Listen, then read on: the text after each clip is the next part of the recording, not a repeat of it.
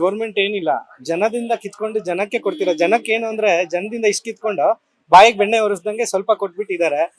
ಯಾರ್ಯಾರಿಗೆ ಕಾಂಗ್ರೆಸ್ಗೆ ಓಟ್ ಹಾಕಿದ್ರು ಎಲ್ಲರಿಗೂ ಅನುಭವಿಸ್ತಾ ಇದ್ದಾರೆ. ಇನ್ನು ಅನುಭವಿಸೋದಿದೆ, ಇನ್ನು ಎಲ್ಲ ಅನುಭವಿಸ್ಬೇಕಷ್ಟೇ. ಎಲ್ಲೋ ಒಂದ್ ಕಡೆ ಏಪ್ರಿಲ್ ಇಂದಾನೆ ಮಾಡ್ತಿದ್ದಾರೆ ಜನಕ್ಕೆಲ್ಲ. ಅದೇ ನ್ಯೂ ಫೈನಾನ್ಷಿಯಲ್ ಇಯರ್ ನ ಹೊಸದಾಗಿ ಜನದ ದುಡ್ಡು ಖಾಲಿ ಮಾಡ್ಕೊಂಡ್ಲಿ ಅಂತ ಹೇಳ್ಬಿಟ್ಟು ಜನದಿಂದಾನೆ ಕಿತ್ಕೊಳಕ್ ಶುರು ಮಾಡಿದ್ದಾರೆ.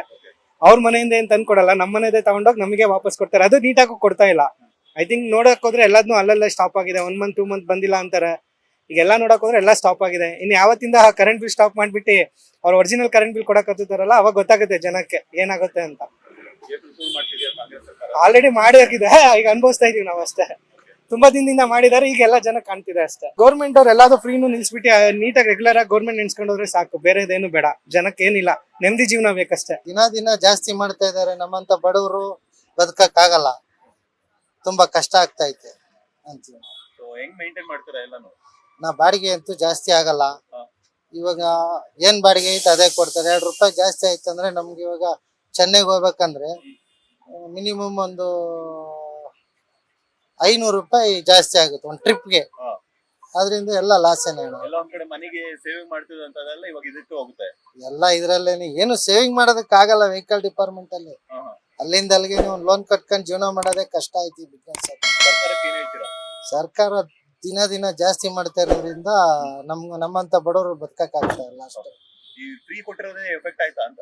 ಫ್ರೀ ಕೊಟ್ಟಿರೋದೇ ಎಫೆಕ್ಟ್ ಸರ್. ಇದು ಡೀಸೆಲ್ ರೇಟ್ ಜಾಸ್ತಿ ಆಗಿದೆ. ಹೌದು ಸರ್, ಏನ್ ಮಾಡಕ್ ಸರ್ ಈ ತರ ಆದ್ರೆ ಎಷ್ಟು ಹೊಡ್ತಾ ಬೀಳುತ್ತೆ ನಿಮ್ಮ ಮೇಲೆ? ಬೇಜಾರು ಮಾಡ್ತಾ ಬೀಳ್ತದೆ ಸರ್. ಬಾಡಿಗೆ ಎಲ್ಲ ಸಿಗ್ತಿದ್ಯಾ? ಎಲ್ಲಿ ಸರ್ ಇವಾಗ ಏಕ್ದಮ್ ನಮ್ಗೆ ಬಾಡಿಗೆ ಡೀಸೆಲ್ ಜಾಸ್ತಿ ಮಾಡಿದ್ರೆ ಏನು ಸಿಗಲ್ಲ ನಮ್ಗೆ ಬಾಡಿಗೆ. ಅವ್ರು ಹೇಳ್ತಾರೆ ಇಷ್ಟೇ ಇದ್ರೆ ಬನ್ನಿ ಅದ ಮೇಲೆ ಪೌಡ್ರ್ ಗಿಟ್ರು ಎಲ್ಲ ಮಾಡ್ಬಿಟ್ಟಿದ್ದಾರೆ. ಆಯ್ತಾ, ಪೌಡ್ರ್ ಅವರು ಎಷ್ಟು ಬಂದ್ರೆ ಅಷ್ಟು ಕೊಯ್ತಾ ಇದ್ದಾರೆ. ಆತರ ಹೋಗಿದೆ ಈಗ. ಮೊನ್ನೆ ಅಷ್ಟೇ ಹಾಲಿನ ರೇಟ್ ಜಾಸ್ತಿ ಮಾಡಿದ್ರೆ ಈಗ ಹಾಲು ಬೇರೆ 4 ರೂಪಾಯಿ ಮಾಡಿದ್ದಾರೆ. ಇದು ಕಡಲೆಕಾಯಿ ಎಣ್ಣೆ ಜಾಸ್ತಿ ಮಾಡಿದ್ದಾರೆ. ಪ್ರತಿಯೊಂದು ಜಾಸ್ತಿ ಮಾಡ್ಕೊಂಡಿದ್ದಾರೆ. ಹೆಂಗೆ ಸಂಸಾರ ಮಾಡೋದು ಮತ್ತೆ? ಬಹಳ ಕಷ್ಟ ಆಗಿದೆ, ತುಂಬಾ ಕಷ್ಟ ಅಂದ್ರೆ ತುಂಬಾ ಕಷ್ಟ. ಬಾಡಿಗೆಗಳು ಬೇರೆ ಸಿಗ್ತಿಲ್ಲ ನಮ್ಗಳಿಗೆ. ಮೊದ್ಲಿನಂಗಿಲ್ಲ ಬಾಡಿಗೆ, ಇವಾಗ ಹಂಗಿಲ್ಲ. ಮೊದ್ಲೆಲ್ಲ ಬಾಡಿಗೆ ಏನಾದ್ರು ಸಿಗ್ತಿದೀವಿ, ಅದು ಇಲ್ಲ. ಏನೋ ಮಾಡಿದ್ವಿ, ಸಾಲ ಪಾಲ ಮಾಡ್ಕೊಂಡಿದೀವಿ. ಸಾಲ ತೀರ್ಸಕ್ಕೆ ಕಷ್ಟ ಆಗೋಗಿದೆ. ಏನಿದ್ರೆ ರೋಡ್ ಬರ್ಬೇಕಾಗುತ್ತೆ ನಾವುಗಳು.